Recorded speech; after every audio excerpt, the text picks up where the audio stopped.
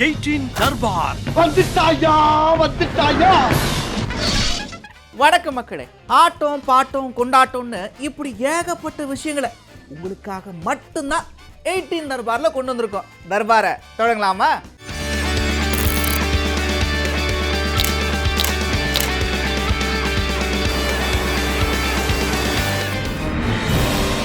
மூன்றாவது முறையாக மோடி அவர்கள் பிரதமராக போவது உறுதிங்கிறது ஃபன்னா நினச்சிட்டு பண்ணுறதுங்கிறப்ப ஒன்றும் ப்ராப்ளம் இல்லை.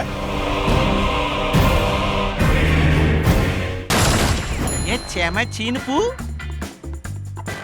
ஏப்பா பின்றியப்பா, எங்க போனாலும் பின்றியே. ஆஹா ஓஹோன்னு பக்கம் பக்கமா எந்த பக்கம் திரும்பினாலும் பிரக்ஞானந்தா அப்படின்னு பேசுற மாதிரி ஒரு பயங்கர சீனான சம்பவத்தை பண்ணிருக்கா. அப்படி என்ன ஏதுன்றத ஒரு எட்டு போய் பார்த்துட்டு வாங்க.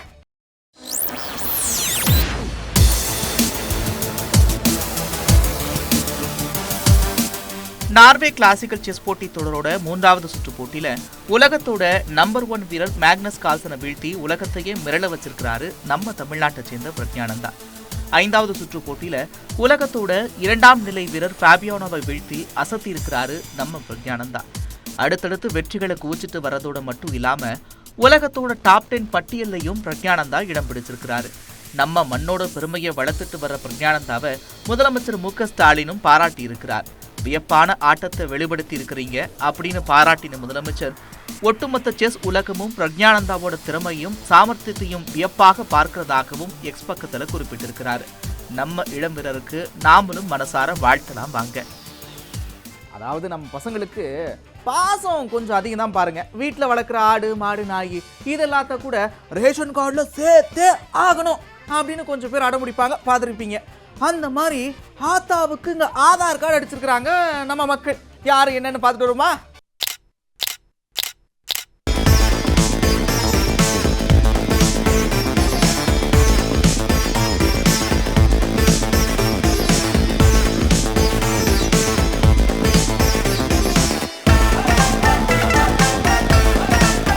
நம்ம நிலக்கோட்டை பக்கத்துல அம்மனுக்கு ஆதார் கார்டு டைப்ல போஸ்டர் ரெடி பண்ணி பொம்மனம்பட்டி கிராம மக்கள் கவனத்தை ஈர்த்திருக்கிறாங்க. காளியம்மன் பகவதியம்மன் கோவில்ல வைகாசி திருவிழா ரொம்ப ஸ்பெஷலா நடக்கும்.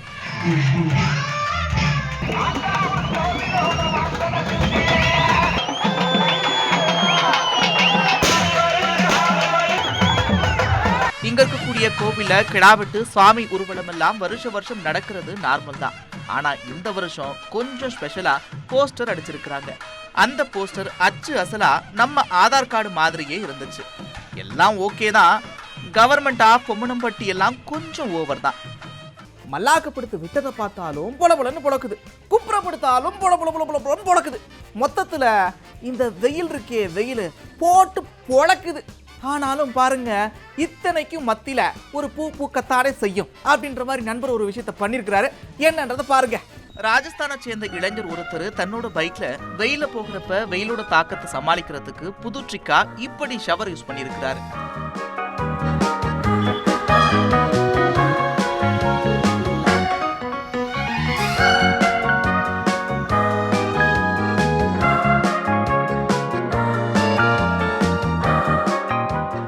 நீங்க ஒரு வில்லேஜ் விஞ்ஞானி பாஸ்.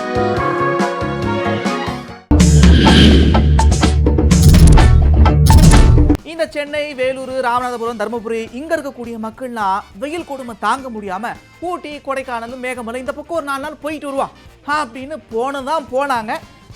நான் எங்கேயும் வந்துட்டேன் அப்படின்னு வெயில் அங்கேயும் போனன்னு பொழுந்துச்சு, நாமளும் பார்த்துருப்போம்.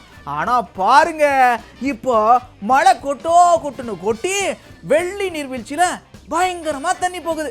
மொத்தத்துல இப்ப கொடைக்கானல் போனவங்கலாம் ஹாப்பி. மலை பிரதேசங்கள்ல கூட வெயில் கடுமையா இருந்துச்சுன்னு மக்கள் புலம்புற நிலையில தான் கொடைக்கானல்ல அரை மணி நேரம் விடாம மழை கொட்டுச்சு. ரொம்ப நாளா வறண்டு கிடந்த வெள்ளி நீர்வீழ்ச்சி அருவியில தண்ணி அதிகமா வர ஆரம்பிச்சிருக்கு. இத மக்கள் மழையில நனைஞ்சுக்கிட்டே ஆர்வமா ரசிக்கிறாங்க.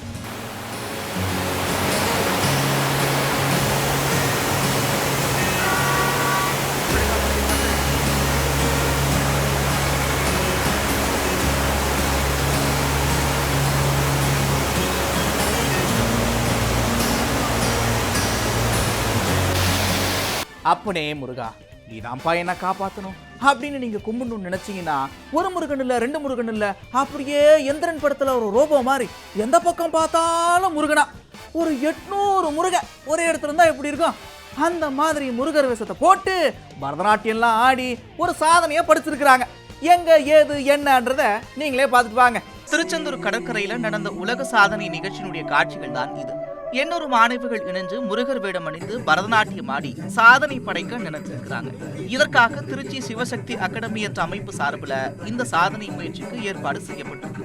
5 வயசுல இருந்து 20 வயசுக்குள்ள இருக்கக்கூடிய மாணவிகள் கையில வேலை பிடிச்சுக்கிட்டு 17 நிமிஷம் அழகா ஆடினாங்க. மாணவிகளோட இந்த முயற்சியை ஏசியா பசிபிக் ரெக்கார்ட்ஸ் என்ற அமைப்பு சாதனை முயற்சியா அங்கீகரிச்சிருக்கிறாங்க.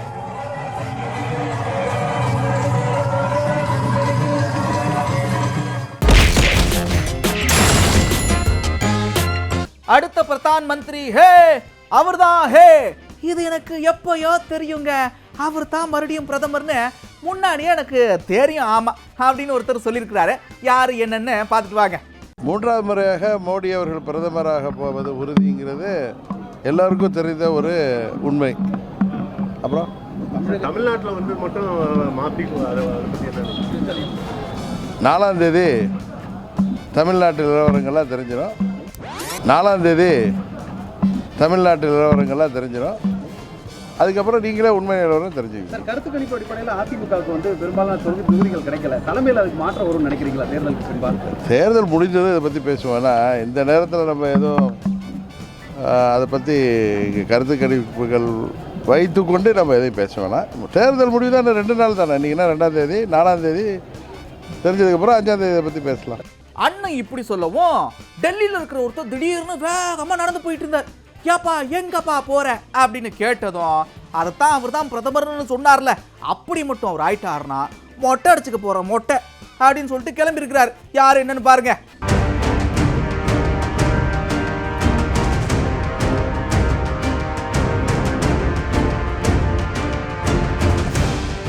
நாடு முழுவதும் கருத்து கணிப்புகள் வெளியாகி இருக்கக்கூடிய சூழல்ல பெரும்பாலான கருத்து கணிப்புகள் பாஜக மீண்டும் ஆட்சியை பிடிக்கும்னு சொல்லியிருக்கு.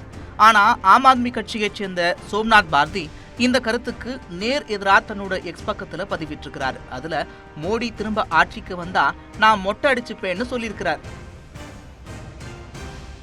தேர்தலுக்கு பிந்தைய கருத்து கணிப்புகள்லாம் நாடு முழுக்க வெளியாயிருக்கிறது எல்லாரும் பார்த்திருப்பீங்க.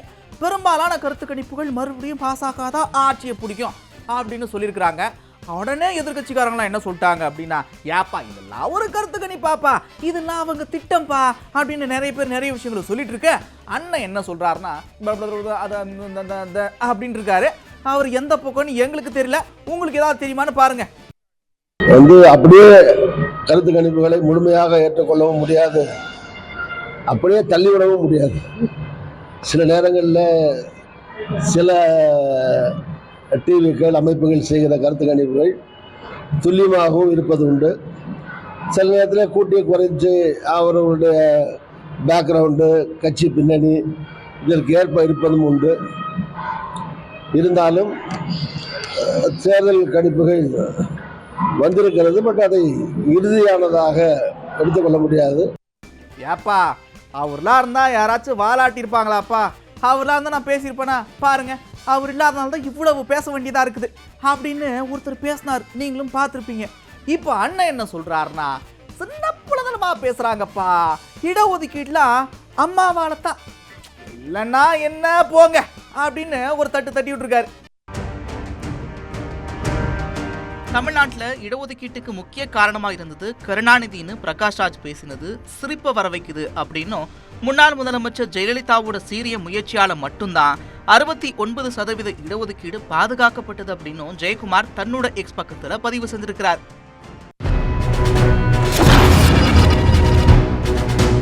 ஹாய் ஃப்ரெண்ட்ஸ், இப்ப பாருங்க ஃப்ரெண்ட்ஸ் அப்படின்னு எந்த பக்கம் பார்த்தாலும் ஒரே ரீல்ஸா இருக்குது. கொஞ்சம் பேர் ரசிச்சு பார்ப்பீங்க, கொஞ்சம் பேர் கடுப்பாயிருப்பீங்க. எங்க பார்த்தாலும் உக்காந்தா தூங்குனா எந்திரிச்சா சாப்பிட்டா எங்க பார்த்தாலும் ஒரே ரீல்ஸ் தான். இதை பத்தி நீங்க என்ன நினைக்கிறீங்க அப்படின்னு மக்கள் கிட்ட கேட்டோம்.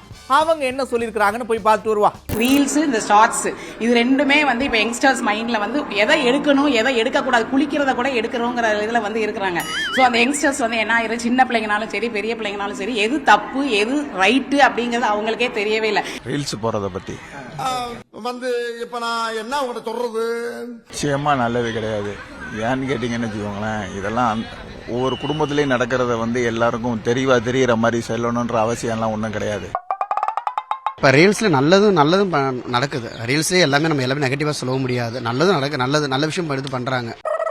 அதில் இந்த மாதிரி விஷயத்த ரீல்ஸ் எடுத்து போடும்போது நாளைக்கு பிள்ளைங்களுக்கு நல்லா இருக்கும். சின்ன பிள்ளைகளையும் ரீல்ஸ் எடுத்து அந்த பிள்ளைகளோட லைஃபையுமே அது பாதிக்குது, ரொம்ப பாதிக்குது. அது ரொம்ப தப்பு. ரீல்ஸ் எல்லாம் போடக்கூடாது. ஃபேமிலியில இருக்க வந்து அஃபெக்ஷன் நிறைய அதிகமாகும். ஏன்னா வந்து நம்ம ரீல்ஸ் பண்றது சேர்ந்து பண்றதுனால இந்த ஜென்ரேஷன்லாம் வந்து எப்படின்னா அவங்களுக்கு ஏற்ற மாதிரி மாறிக்கிறாங்க. அது கூட இருக்கலாம். ரொம்ப வந்து வண்டிகள் டூ வீலர்லையும் சரி, குற்றாலம் அந்த மாதிரி ஃபால்ஸ் உள்ள இடங்கள்லையும் சரி நிறையா செல்ஃபி எடுத்து ரீல்ஸ் போடுறாங்க. கமெண்டு லைக்ஸு இதெல்லாம் வரணுன்றதுக்காக பண்ணுறாங்க. அதெல்லாம் நிறைய உயிரிழப்பை ஏற்படுத்துது. ஃபன்னாக நினச்சிட்டு பண்ணுறதுங்கிறப்ப ஒன்றும் ப்ராப்ளம் இல்லை. அதர்வைஸ் கொஞ்சம் நம்ம பர்சனலான விஷயத்தெல்லாம் அதில் ஷேர் பண்ணுறதுங்கிறது அவ்வளோ நல்லது கிடையாது அப்படிங்கிறது. ஆனால் தன்னோட குடும்பத்துக்குள்ள வீட்டுக்குள்ள நடக்கிற நிகழ்வுகள் எல்லாமே வெளியில் பப்ளிக்காக வரும்போது அது நிறைய நேரங்களில் நிறைய இடங்களில் ஆபத்தாகவும் முடியுது. இந்த ரீல்ஸு ஷார்ட்ஸு இதெல்லாம் வந்து அரசாங்கம் தடை பண்ணணும். இளம் தலைமுறையினரை வந்து தவறான வழிபாதைக்கு போகாமல் அரசாங்கம் காப்பாற்றணும். ரீல்ஸு அது பெரியவங்களே பார்க்கக்கூடாது. இப்போ லீவ்ல ரொம்ப ரொம்ப சின்ன பசங்களை காமிச்சு கெடுக்கிறாங்க. என்ன அடம் பண்ணாலும் ஃபோன் டிவி கூட ஓகே, டிஸ்டன்ஸ் மெயின்டைன் பண்ணிக்கலாம். ஆனால் ஃபோனை வந்து கொடுக்கவே கூடாது. இன்னும் எத்தனை வருஷம் நான் பாட்டெலாம் பாடினா கூட அவர் முன்னாடி பாடுறப்ப ஒவ்வொரு முறையும் எக்ஸாம் எழுதுற மாதிரியே ஒரு பயம் இருக்குல்ல, அந்த மாதிரி ஒரு பயம் இப்போ வரைக்கும் இருக்கு. அதே மாதிரி அவர் கொண்டாடப்பட வேண்டிய நபர் அப்படின்னு நிறைய பேர் இசைஞானி இளையராஜாவுடைய பிறந்தநாளை முன்னிட்டு அவரை சந்திச்சு வாழ்த்து சொல்லியிருக்கிறாங்க. யார் யார் எப்படி இப்படி பேசினாங்க அப்படின்றத பார்த்துட்டு வருவோம். இன்னைக்கு ஒரு ஸ்பெஷல் டே. நம்ம இளையராஜா சாரோட பர்த்டே.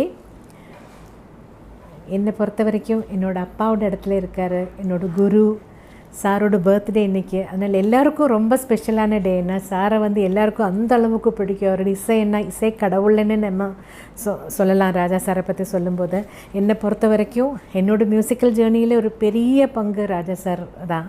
அவர்கிட்ட ஒவ்வொரு பாடல் பாடுறதும் எனக்கு ஒரு எக்ஸாம் எழுதுகிற மாதிரி தான். அந்த அளவுக்கு நிறைய வெரைட்டிஸ் ஆஃப் சாங்ஸ் என்ன பாட வச்சுருக்காரு. இசைஞானி அவர்கள் பல்லாயிரத்தாண்டு நோய் இல்லாமல் ஆரோக்கியமாக 100 ஆண்டுகள் வாழும் என்று எல்லாம் வல்ல இறைவனை வேண்டுகிறேன். அவரை சந்தித்து வாழ்த்துக்குரியதில் பெருமை கொள்கிறேன். நன்றி, வணக்கம். நம்மளோட மனசுல கொண்டு நடக்கிற நம்ம ராஜா சாரோட பர்த்டே நம்ம என்ன பல நூற்றாண்டு கொண்டாடப்பட போகிற ஒரு நாள், ஜூன் 2. ஸோ நம்ம சென்னையில் இருக்கும்போது சாரை வந்து பார்க்காம இருக்க முடியாது. பார்த்ததுல ரொம்ப சந்தோஷம். And let's pray for his good health. நிறைய பண்ணணும், அடுத்த ஜென்ரேஷனுக்கு என்ன நிறைய கொடுத்துட்டே இருக்கணும். இவ்வளோ கொடுத்துருக்காரு. ஸோ அது எல்லாமே நம்ம எக்ஸ்ப்ளோர் பண்ணிட்டு வந்துட்டே இருக்கோம். And we should celebrate a musician like him. And I think we are not celebrating enough. அண்ட் இப்போது எப்படி யூரோப்கெல்லாம் ஒரு பாக், பீத்தோவன், ஷாப்பன், மோட்சார்ட்லாம் இருந்தாங்களோ, இப்போ நம்ம முன்னாடியே இப்போ நம்மக்கிட்ட இருந்து ஒரு 10 மீட்டர்லேயே இருக்கார் ஒருத்தர். ஸோ அவர் காலத்தில் வாழ்றதே நம்மளுக்கெல்லாம் ஒரு பெருமைன்னு தான் சொல்லுவேன். எடுத்த நாள் முதல் இந்த நாள் வரை வண்டியை விடவில்லை. அந்த மாதிரி வாடகை சைக்கிள்லாம் கிடையாது. சைக்கிளை வாடகைக்கு எடுத்தாதான பிரச்சனை. சைக்கிளையே எடுத்துட்டா அப்படின்னு ஒருத்தர் நைஸா சைக்கிளை தூக்கிட்டு போயிருக்கிறார். உஷாரா இருங்க.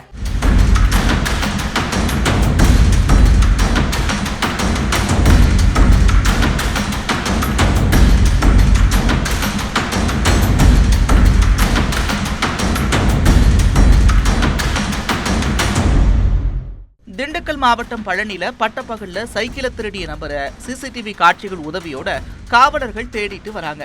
பழனி பொன்னையா தெருவில் வசிக்கக்கூடிய ராமசாமி தன்னுடைய வீட்டுக்கு முன்னாடி சைக்கிளை நிறுத்தி வச்சிருந்தார்.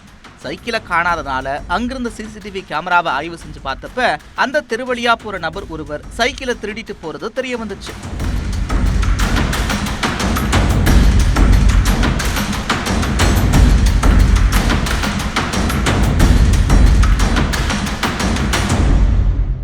வழக்கம் போல இன்னைக்கு தர்பார் படு பயங்கரமா இருந்திருக்கும். இதே மாதிரி மற்றும் ஒரு தர்பார்ல உங்களை சந்திக்கிறேன். அதுவரை விடைபெறுவது நான் நந்தா. இது 18 தர்பார். 18 தர்பார் வந்துட்டாயா